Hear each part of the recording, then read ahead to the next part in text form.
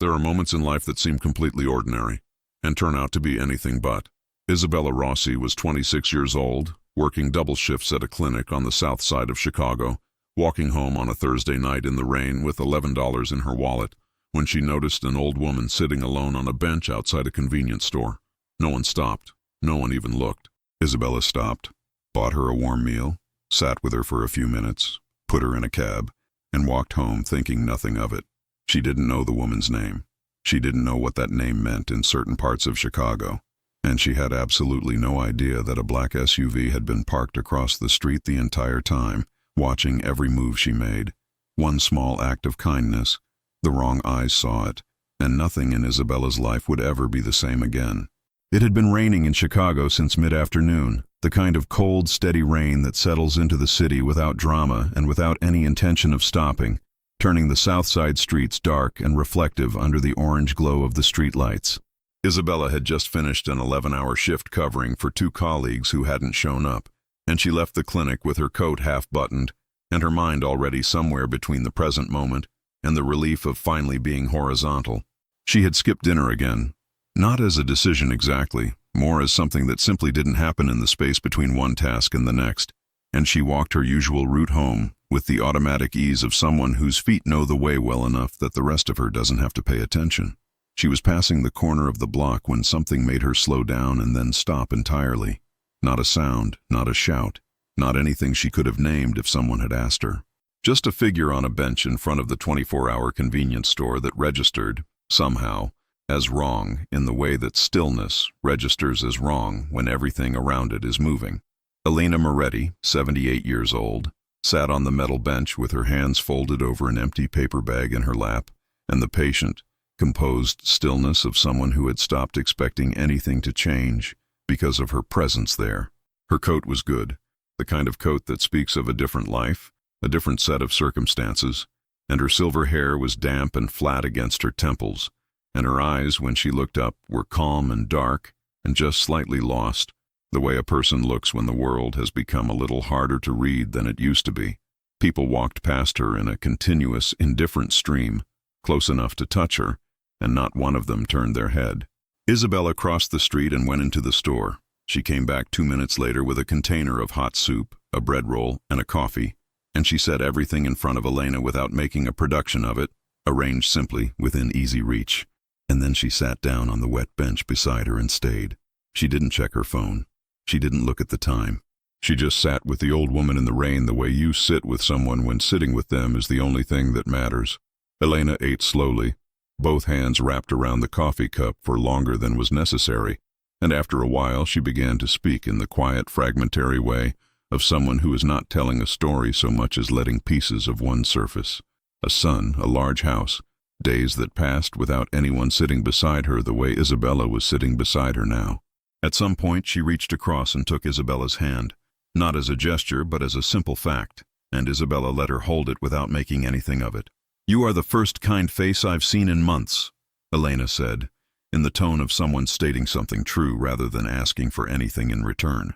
Isabella flagged a cab from the curb, gave the driver the address Elena had quietly told her, wrote her own name and the clinic number on a torn notepad page, and folded it into Elena's coat pocket without ceremony. Elena held her hand until the cab door was physically between them. When the car pulled into the late-night traffic and its taillights disappeared around the far corner, Isabella stood on the sidewalk for a moment and watched the space where it had been. Then she turned up her collar and walked home. What she didn't know, what she had no reason to notice, was that a black SUV had been idling in a no-parking zone across the intersection for the entire time she had been on that bench. The man in the passenger seat had watched her cross the street, watched her go into the store, watched her come back out with food, watched her sit down, watched her flag the cab, watched her walk away. He had made one short phone call during that time. It lasted less than 20 seconds. The SUV didn't follow Isabella. It moved in the direction the cab had gone, unhurried and certain, and on the other side of the city a phone rang in a quiet room, and a man listened without speaking until it was finished, and then sat in silence for a long moment before asking the only question he had. Who is she? Chapter 2. A name she should have recognized. Isabella didn't think about Elena Moretti the next morning. She made coffee, changed her scrubs, and went back to work the same way she always did, one shift at a time, one patient at a time, with the kind of forward momentum that leaves very little room for reflection. The night before had been a good thing. She had done it, and it was done, and that was enough. She had no idea that on the other side of the city, someone had spent the night finding out everything about her. It was Diana who changed that. Diana Chen, 34, had worked at the clinic longer than anyone else on staff and carried with her the particular authority of someone who has seen enough of the city to know which parts of it to leave alone. She was sharpening a pencil at the nurse's station when Isabella mentioned, offhandedly, that she had helped an elderly woman find her way home the night before. An older woman, disoriented, sitting alone in the rain. A woman named Elena Moretti. Diana stopped sharpening the pencil. She didn't say anything immediately. She set the pencil down on the counter with a care that was slightly too deliberate, and then she looked at Isabella with an expression that was not quite alarm and not quite pity, but existed somewhere between the two. The expression of someone who has just heard a name they were not expecting to hear, spoken out loud in this particular room by this particular person. She pulled Isabella into the supply corridor and closed the door. What she said quietly and without drama, because the situation did not require drama. It was serious enough without it. The Moretti name, Diana explained, was not the kind of name that appeared in newspapers or public records or anywhere that ordinary people would encounter it. It moved through the city differently, through construction contracts and import logistics and private arrangements that nobody examined too closely. And at the center of it was Lorenzo Moretti, 45 years old, a man who had built a considerable amount of power in Chicago through methods that were difficult to trace and even more difficult to challenge. Nobody confronted Lorenzo Moretti. Nobody involved themselves in his affairs without an invitation. And nobody, Diana said this part slowly and clearly, nobody got close to his mother without consequences that were hard to predict and harder to undo. Isabella listened to all of this and felt, honestly, very little. Elena had been a confused old woman on a bench in the rain. Isabella had bought her soup. The idea that this connected her to anything dangerous seemed like a dramatic overreaction to something that was, at its core, entirely unremarkable. She said as much to Diana, who did not look reassured. That same afternoon, in a room that occupied the entire top floor of a building in the near north side, Lorenzo Moretti sat at a long table with a single folder in front of him, and a man standing across from him who was explaining in careful and measured terms what the security detail had observed the previous night outside the convenience store on the south side. Lorenzo listened without interrupting. He had the quality of stillness that belongs to people who have learned that reaction is a form of information, and he had no interest in giving any away. When the man finished speaking, he slid a photograph across the table, a still from the security footage, slightly grainy, showing Isabella crouched at Elena's level on the bench with the coffee cup between them. Lorenzo looked at the photograph for a long time without touching it.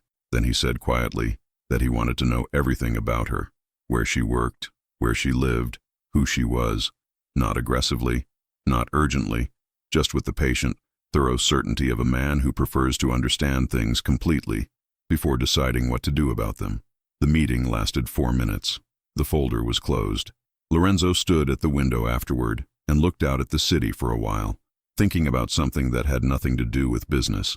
The envelope arrived at the clinic the following morning, hand-delivered, left at the front desk without explanation. Isabella's name was written on the outside in clean block letters. Inside was a card with no signature and a phone number printed in small type, and beneath it, folded neatly, $800 in cash. Isabella stood at the front desk and stared at it for a long time. Diana appeared at her shoulder, looked at the contents of the envelope and said nothing at all, which was somehow the most alarming response she could have given. Isabella should have put it back in the envelope. She should have walked away from it and pretended it had never arrived and gone back to her shift and her $11 evenings and her quiet, uncomplicated life on the south side. Instead, she picked up her phone and dialed the number. It rang twice. Then a voice answered, low, measured, and entirely certain of itself, and said only, "Miss Rossi, I was hoping you'd call." Chapter 3. Worlds that were never meant to touch. Isabella had told herself on the way to the restaurant that she was going purely out of curiosity, that she would hear what the man had to say, return the money, and walk back out into her ordinary life without anything having changed. It was a reasonable plan. It made complete sense on the 40-minute train ride to River North, sitting with her bag in her lap and her eyes on the window, watching the city shift from familiar to unfamiliar as the neighborhoods changed around her. She had believed it entirely, right up until the moment the hostess led her to a corner table, and she saw Lorenzo Moretti stand up to greet her, and understood immediately, from the way the entire room subtly reorganized itself around his presence without anyone appearing to notice, that walking back out was going to require more deliberateness than she had originally budgeted for. He was not what she had prepared herself for. She had assembled, somewhere on that train ride, a fairly complete picture of what a man like this would be. Cold, theatrical, the kind of person who uses silence as a tool and space as a threat. What she found instead was someone who was impeccably polite, in a way that was somehow more unsettling than rudeness would have been, who thanked her for coming with the measured sincerity of someone who does not say things he doesn't mean, who slid the envelope back across the table with the $800 still inside it and added considerably more, and who made clear within the first 10 minutes that his intention had been to thank her, compensate her, and close the matter cleanly. Isabella pushed the envelope back toward him and told him she hadn't done it for money. Lorenzo looked at her for a moment with an expression she couldn't fully read, and then he said he was aware of that, which was precisely why he wanted to give it to her.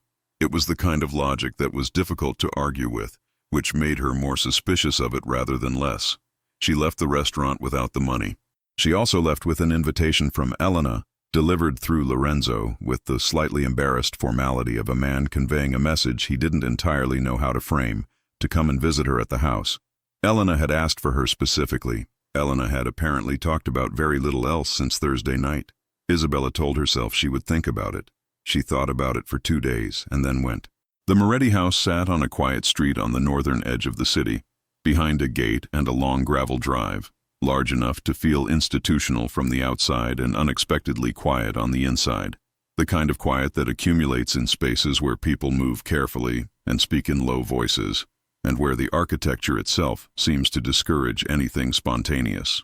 Elena was waiting for her in the sitting room with the alert, slightly formal excitement of someone who had spent the morning preparing for a visit that meant more to her than she intended to show, and the two of them fell back into conversation with an ease that surprised Isabella and seemed to confirm something Elena had already decided. Isabella began coming twice a week.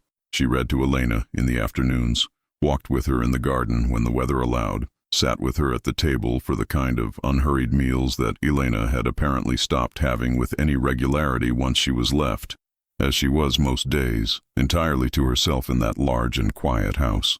It was during these visits that Isabella began to understand the texture of Elena's loneliness, not as something Elena described, but as something that was visible in the way she moved through her own home, careful and peripheral, as though she were a guest in a place that had been built around her without ever quite being built for her.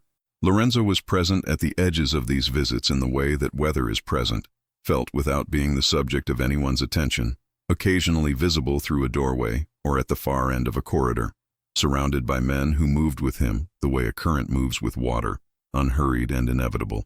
He never interrupted. He never inserted himself. But Isabella became aware, gradually and then all at once, that he was paying attention to her in the specific way that people pay attention to things they have not yet decided what to do about. It was during her 4th visit that Victor Hale made his first move.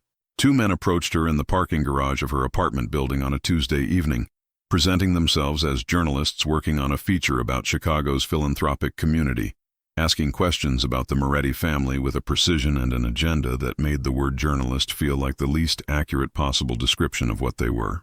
They knew details about her visits to the house. They knew which days she came and how long she stayed. They offered her money for information, a different envelope, a different amount, the same fundamental proposition, and when she declined, they left without pressing her, which was somehow more alarming than if they had, she told Elena the following morning. Elena listened without interrupting, and her expression moved through something complicated and arrived at a particular stillness that Isabella recognized by then as the face Elena made when she was more troubled than she intended to let on. Within an hour of Isabella leaving that day, Lorenzo was standing in the doorway of his mother's sitting room, asking her, very quietly, to tell him exactly what Isabella had said and exactly how she had looked when she said it. That evening he appeared at Isabella's door for the first time without intermediaries, without the envelope, without the careful professional courtesy of the restaurant. just the man himself on her doorstep in the ordinary light of a Tuesday night, and he told her, with a directness that felt like the first genuinely unguarded thing he had said to her, that she should consider stepping away from all of this before it became something she hadn't chosen and couldn't easily leave. Isabella looked at him for a long moment, standing in her doorway, and then asked him the only question that seemed worth asking. "Is that what you want, or what you think is right?" He stood there in the silence that followed, and, for the first time since she had known him, had absolutely nothing to say. Chapter 4. What a sincere gesture is worth. Victor Hale moved fast. Within a week of the parking garage encounter, anonymous tips began circulating through certain corners of the Chicago media. Nothing published, nothing confirmed, but enough to create the particular low hum of a story that is building towards something. The narrative being constructed was simple and effective. A young healthcare worker with access to the Moretti household, present at the estate multiple times a week, connected to a family whose business interests did not bear close examination. Isabella's name hadn't appeared anywhere yet, but it was close enough to the surface that Diana heard it from someone who heard it from someone else, and she called Isabella on a Wednesday morning and told her, without softening it, that the clinic's director had asked whether Isabella's continued employment there might create complications for the organization. Isabella sat with that information for a long time after she hung up the phone. She had done nothing wrong. She had bought soup for an old woman in the rain and had simply, stubbornly, refused to pretend that the old woman didn't exist afterward. And now the job she had worked double shifts to keep, the clinic she had given 11-hour days to without complaint, was quietly preparing to distance itself from her because of a story that hadn't even been written yet. She thought about calling Lorenzo. She decided against it. She put on her coat and went to see Elena instead. Elena had been unwell for several days. Nothing acute, nothing that required intervention. Just the fragile, retreating kind of unwellness that visits the elderly when something has disturbed the equilibrium they depend on more than younger people realize. She was in bed when Isabella arrived, propped against pillows, looking smaller than usual but entirely composed. And when she saw Isabella in the doorway, something in her face settled in a way that the doctors and the nurses and the household staff had apparently not been able to produce. Lorenzo was already there, sitting in a chair beside the bed with his jacket off and his sleeves rolled to the elbow, looking, for the first time in Isabella's experience of him, like someone without a next move already prepared. He looked up when she came in and said nothing, which by then Isabella had learned to read as its own form of communication. She sat on the other side of the bed. Elena reached for both of their hands at the same time and held them, one in each of hers, with the serene and slightly imperious certainty of a woman who has decided that whatever tension exists between the two people sitting beside her is considerably less important than the fact that they are both there.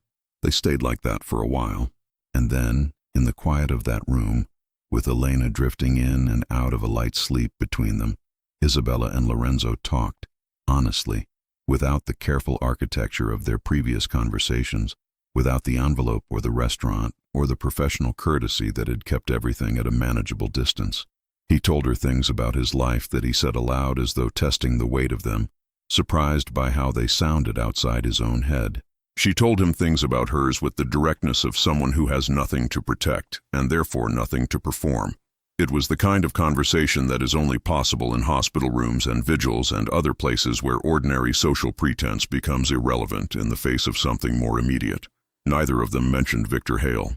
They didn't need to. Within 10 days, the story disappeared. Not gradually, simply gone. The way things go when the people who were building them decide the cost of continuing has become too high to justify. The anonymous tips stopped. The questions stopped. Isabella's name never appeared anywhere, and the director of the clinic, without explanation or apology, made no further mention of complications. Victor Hale himself became notably absent from the landscape of the city's business community, in a way that people who paid attention to such things noted quietly and chose not to ask about. Isabella never asked Lorenzo what he had done. She suspected that not knowing was the better choice, and he never offered to tell her, which she suspected was his way of agreeing. On a cold afternoon in early December, Isabella sat in the garden of the Moretti house with Elena, both of them wrapped in blankets, drinking tea that had gone slightly cold while Elena told a long and wandering story about a trip she had taken decades ago to a city she could no longer quite name, laughing at the details that had survived the years and comfortable with the ones that hadn't. Isabella laughed with her. The garden was bare and gray and completely still, and the tea was cold, and neither of them cared about either of those things at all. From the window of his study on the upper floor, Lorenzo watched them for a long time without moving, without calculating anything, without preparing for whatever came next, just watching, with the uncomplicated and unfamiliar feeling of someone who has been given something they didn't know they were missing and aren't yet sure what to do with the gratitude. Isabella never moved into his world. She never fully left it either. She went back to her shifts, her clinic, her Southside apartment, and her $11 evenings, and twice a week she came and sat with Elena in that large quiet house. And sometimes Lorenzo was there, and sometimes he wasn't. And life continued in the ordinary, imperfect, quietly remarkable way that it does when something real has passed through it and left everything slightly different from how it was before. She had bought food for a lost old woman in the rain. That was all. That was everything. Because in a world where everything has a price, a sincere gesture will always be worth more than any fortune.